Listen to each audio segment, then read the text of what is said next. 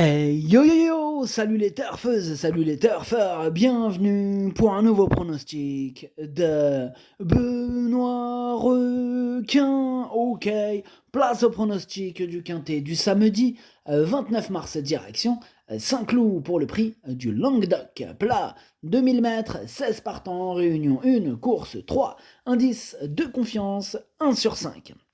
Petit retour sur le quintet de ce vendredi. Dans mon pronostic, je vous ai donné le tiercé en 3 chevaux et le quartet en 6 chevaux. Ah, mais par contre, ça payait pas du tout. Waouh, laisse tomber, ça faisait longtemps qu'on n'avait pas vu des rapports aussi bas là. J'avais oublié le bonus à 2,20 € là. Waouh, comment il fait pitié ce bonus. Laisse tomber. C'est un bonus, tu crois que t'as gagné, mais en fait, tu t'es déplacé pour rien. Pour ceux qui jouent en point de vente, laisse tomber. Tu t'es mangé la pluie. Bon, après, voilà, c'est bien de faire de l'exercice. On va dire, voilà, dans un mal, il y a toujours du bien. Au moins, ça nous a servi à marcher un petit peu, de l'exercice, quoi. Faut voir la vie du bon côté, toujours. Il y a toujours du bon côté, même dans n'importe quel. Enfin, bref. C'est parti, on commence le pronostic et on commence avec le numéro 1, Splendido. Splendido, hein, et on écoute Henri Alex Pantal. Oui, je vous présente Splendido, qui a effectué une bonne rentrée à Toulouse. Alors certes, il est un peu chargé, mais il est dans un bel état de forme. Il devrait être capable de bien se comporter. Eh bien, moi je suis plutôt d'accord avec Henri-Alex Pantal ce soir. Ce numéro 1, il me plaît beaucoup. Il fait même partie de mes préférés et je l'ai mis troisième.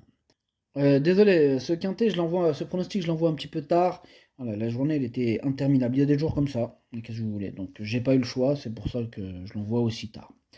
La veille, je l'avais envoyé super tôt. Enfin, je l'avais tourné super tôt, mais je l'ai envoyé comme d'hab. Par contre, d'ailleurs, faut que. Ouais, ouais, c'est bon, je l'ai envoyé. Enfin, bref. C'est parti, on commence avec le numéro. On commence. On continue avec le numéro 2. Luman. Euh, et Sluman, lui, je l'ai pas retenu. C'est un regret. C'est mon deuxième cheval de complément en cas de non partant. Donc, on passe au numéro 3, Gant. Et on écoute encore Henri-Alex Pantal. Gant a réalisé un bon meeting canois et reste sur une bonne course, hein, ici même. Il tourne un peu autour du pot, hein, et devrait tôt ou tard pouvoir remporter son gros handicap. Ouais, et ben peut-être qu'il va le remporter dès samedi, hein, ce gros handicap. En tout cas, ouais, je le pense tout à fait capable de remporter ce quintet, mais je l'ai quand même mis deuxième. Voilà. Moi, je pense que c'est un autre qui va le remporter, mais voilà, je l'ai quand même mis deuxième. Donc, après, question de parcours, hein, il peut gagner. Ouais, chacun met. Voilà. Feeling, feeling. Enfin bref, on passe au numéro 4, Almiro. Ce numéro 4, je ne l'ai pas retenu, mais il est en plein milieu de ma petite liste des possibles troubles faits. On enchaîne avec le numéro 5, Thunder Speed. On écoute Patrice Cotier. Thunder Speed, il avait besoin de retrouver la compétition, et après une course où il avait besoin de courir, il s'est remarquablement défendu dernièrement, étant battu du minimum pour le succès. Toujours au mieux, on revient logiquement à Saint-Cloud avec les plus hautes ambitions, tout est ok. Ok, merci Patrice. Tous les feux sont au vert, vous avez entendu l'entraîneur. Ce numéro 5, c'est une vraie première chance, hein. Il a largement les moyens de tous les battre et c'est lui que j'ai décidé d'installer en tête. On passe au numéro 6, Villa des Arts, que je n'ai pas retenu mais qui est à l'arrière de ma petite liste des possibles troubles faits. Donc on passe au numéro 7, True Tedesco, et on écoute Andreas Suborix.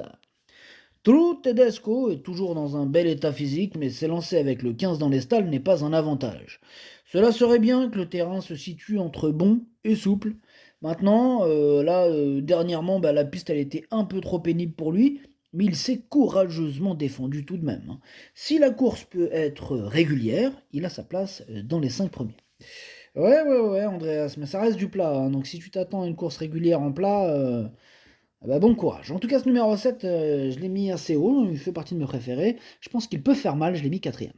On passe au numéro 8, Palazzo, que je n'ai pas retenu. C'est lui mon gros regret, mon cheval de complément en cas de non-partant, c'est lui, ce numéro 8. Donc on passe au numéro 9, Aquila Volante, et on écoute Gilles Panier. Aquila Volante s'est très bien comporté en dernier lieu. C'était une rentrée, je pense qu'il n'était pas encore à 100%. Il a prouvé à cette occasion qu'il était toujours compétitif malgré la pénalité reçue en fin d'année. Depuis, tout va bien et j'espère qu'il trouvera une piste bien assouplie, qu'il affectionne. Il peut terminer dans les 5 premiers. Ok, merci Gilles. Ce numéro 9, il me plaît bien, hein. Attention à lui, moi je l'ai gardé, je l'ai mis sixième. On passe au numéro 10, Liseo. Alors, par contre, Liseo, voilà, là, pour le coup, il me plaît pas beaucoup. Enfin, il me plaît pas beaucoup. J'en ai préféré d'autres, hein. Le cheval en lui-même me plaît bien, j'ai rien contre lui, mais voilà. j'en ai préféré d'autres en termes de pronostic. On passe au numéro 11, Familiar.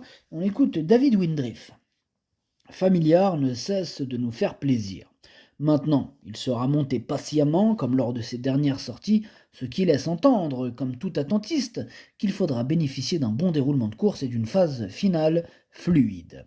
Il me paraît toujours en forme. Il va être intéressant de le voir en telle compagnie. Oui, ça va être intéressant. En tout cas, je vais suivre ça avec attention. Moi, ce numéro 11, je l'ai gardé en fin de combinaison. On va voir ce qui va nous faire, celui-là. Bref, on passe au numéro 12, Treachwood, que je n'ai pas retenu, mais attention, c'est lui le chef et le capitaine de ma petite liste des possibles casseurs de tickets repérés. Donc on enchaîne avec le numéro 13, Eva Bean, que je n'ai pas retenu du tout, j'en ai préféré d'autres. Pareil pour le 14, lui non plus, je ne l'ai pas retenu, je l'ai laissé de côté. On passe au numéro 15, du coup, Dreams, on écoute Stefano Pecoraro. Bonjour Stefano. Si, ciao.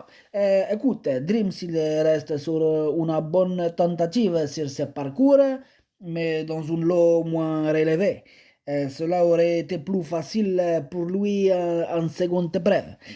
Toutefois, il se plaît à Saint-Cloud et sera aidé par un petit poids. Alors, même si ce n'est pas évident, il espère qu'il pourra venir grappiller une place. D'accord, il espère qu'il pourra grappiller une place. En tout cas, merci Stéphano. Ce numéro 15, il me plaît bien, je l'ai gardé, mais plutôt en bout de combinaison. Et on termine avec le numéro 16, Irtish.